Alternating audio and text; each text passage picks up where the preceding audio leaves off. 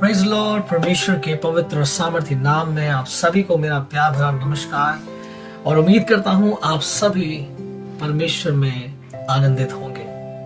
Hallelujah. और अगर नहीं है तो परमेश्वर का वचन याद रखिए, वो कहता है कि परमेश्वर में सदा आनंदित रहो।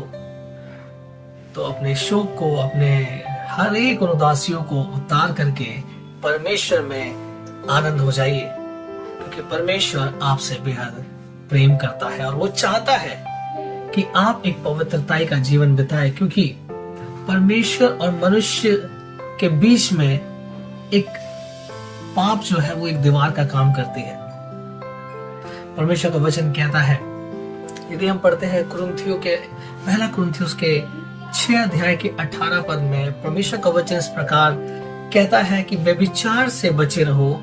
जितने अन्य पाप मनुष्य करता है वह देह से बाहर है, परंतु व्यभिचार करने वाला अपनी ही देह के विरुद्ध पाप करता है। परमेश्वर का वचन साफ साफ कहता है कि व्यभिचार से बचे रहो। और व्यभिचार कैसे होता है? शरीर के द्वारा होता है।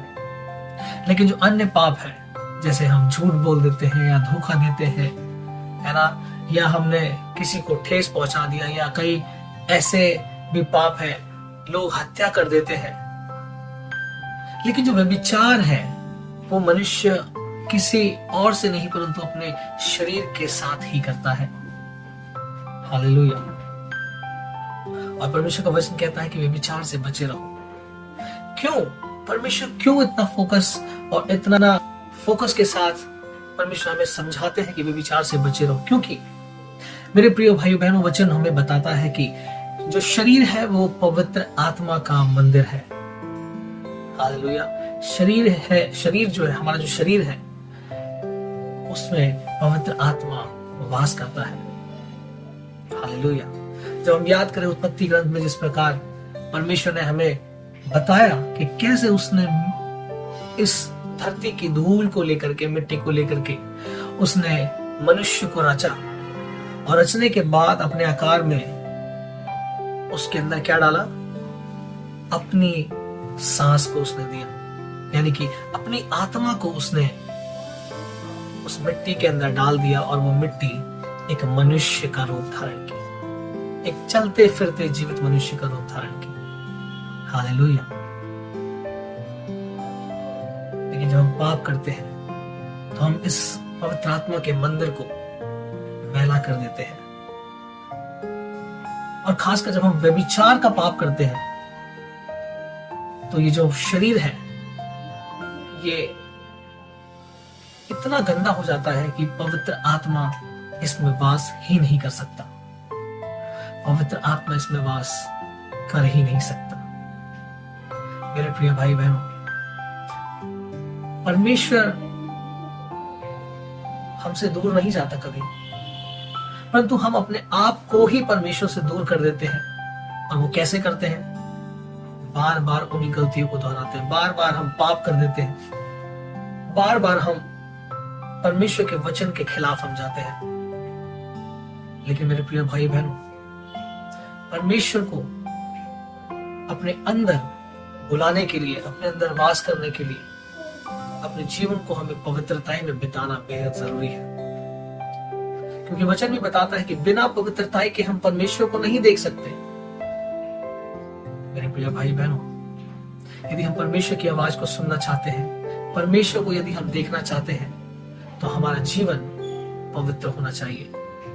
बाइबल हमें बताती है कि धन्य है वे जिनके मन शुद्ध है, वो परमेश्वर को देखेंगे।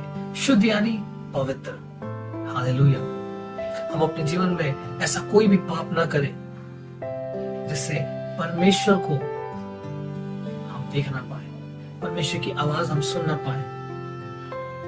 हालेलुया। हम कई बार देखते हैं कि ऐसे अन्य प्रभु के कई दास हैं जो परमेश्वर की आवाज को सुनते हैं और हमारे बीच में डिलीवर करते हैं, हमारे बीच में उसको बताते हैं।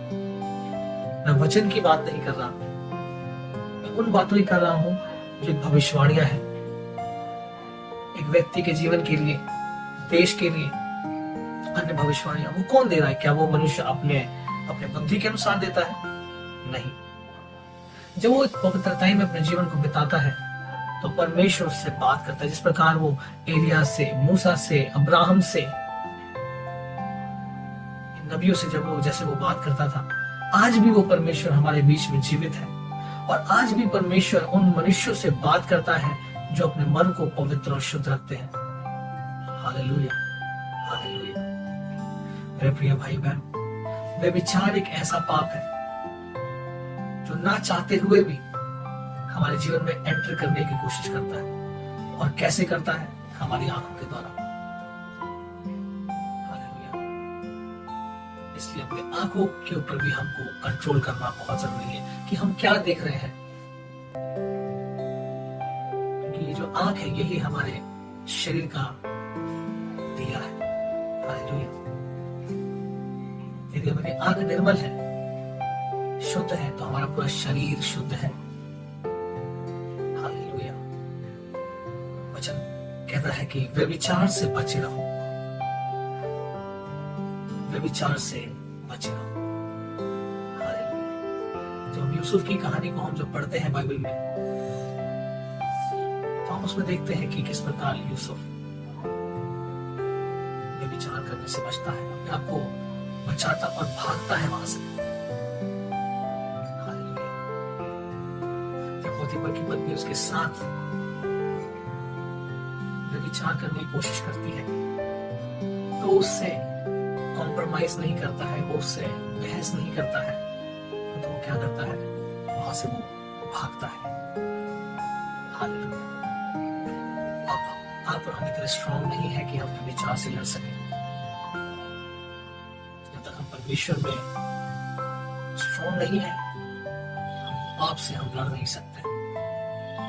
हालेलुया। इसलिए हमें भागना है, कॉम्प्रोमाइज नहीं करना है, हमें भागना है वहां से, हमें बचना है, हमें बचाना है अपने आप को व्यभिचार से। अपने मुंह से अपशब्द निकालना हमें बंद करना है। हम जो बात में बीच बीच में कई गालियों को इस्तेमाल करते हैं, जो कई लोगों को पता भी नहीं चलता कि वो गालियां दे भी देते हैं अपने वाक्य में, अपने बोलते समय। कई लोगों का तो गाली से ही उनकी बात शुरू होती है, गाली से ही उनकी बात खत्म होती है। मेरे प्रिय भाई बहन, अब मैं एक अन्य जाति की बात नहीं कर रहा, मैं एक विश्वासी की बात कर रहा हूँ। और मैं ऐसे लोगों को जानता भी हूँ, पर्सनली मैं सुना भी है, कई लोगों को मैंने समझाया भी है। लेकिन परमेश्वर का वचन कहता है कि उसने जो मुझसे स्नेह किया, उसने मुझसे प्रेम किया है, इसलिए मैं उसको छुड़ाऊंगा और उसको उच्च स्थान पर मैं खड़ा करूंगा। और फिर लोग रोते हैं कि हम तो प्रार्थना करते हैं, हम तो सब कुछ करते हैं, हम क्यों नहीं ऊपर बढ़ रहे हैं, हमारे काम क्यों नहीं बढ़ रहे। मेरे प्रिय भाई बहन, केवल चर्च जाने से ही नहीं होगा। चर्च में जो वचन को सुनाया जा रहा है, उस वचन को पालन करने से होता है। आप मार्केट से बीज को खरीद करके ले आएंगे और उसको देखने से बीज पौधा बन करके उग नहीं जाएगा। उस बीज को मिट्टी में डालना पड़ेगा, मिट्टी में डाल करके उसको खाद और पानी भी देना पड़ेगा, तब ही जा करके वो बीज फल लेकर के आएगा। उसी प्रकार जो परमेश्वर का वचन है वो एक बीज है, ये शरीर क्या है? मिट्टी है। वचन जब इस शरीर में, इस मिट्टी में जब जाता है, और खाद और पानी क्या है? हमारी पवित्रताई। ये जब हम पवित्रताई में रहते हैं, हम बुरे कामों से बचते हैं, व्यभिचार से बचते हैं, हम झूठ बोलने से बचते हैं। एक प्रकार का हम खाद और पानी इस शरीर के अंदर डाल रहे हैं। हालेलुया। हम परमेश्वर की आराधना, हम स्तुति में अपना समय को बिता रहे हैं, ये हम पानी और खाद डाल रहे हैं इस मिट्टी में। और जब वो वचन जो परमेश्वर का बीज है वो इस मिट्टी में जाता है, पवित्रताई के साथ मिलता है, तो मेरे प्रिय भाई बहनों वो अत्यधिक फल लेकर के आता है। हालेलुया। और जब वो फल लेकर के आता है तो वो छिपा नहीं रह सकता। इस प्रकार वचन कहता है कि पहाड़ पे चोटी पे रखा हुआ दिया है ना, जो पहाड़ पे बसा हुआ जो शहर है वो कभी छिप नहीं सकता। मेरे प्रिय भाई बहनों, यदि आप परमेश्वर के वचन को थामे हुए हैं, उसके वचन के अनुसार चल रहे हैं, अपने आप को पाप और व्यभिचार से दूर रख रहे हैं, अपनी आंखों के ऊपर कंट्रोल कर रहे हैं, मेरे प्रिय भाई बहनों, परमेश्वर की अनुग्रह आपके ऊपर होने वाली है और आप ऐसे ऐसी कामों को अपने जीवन में देखेंगे जो आपने कभी सोचा भी नहीं होगा। Praise the Lord. परमेश्वर आपको बहुत आयत से आशीष दे। मिलते हैं एक और परमेश्वर के संदेश के साथ। तब तक अगर आप इस चैनल पर नए हैं, चैनल को सब्सक्राइब जरूर कीजिए। इस संदेश को एक दूसरे के साथ जरूर शेयर कीजिए ताकि परमेश्वर उन्हें भी आशीष दे सके। Praise the Lord. God bless you.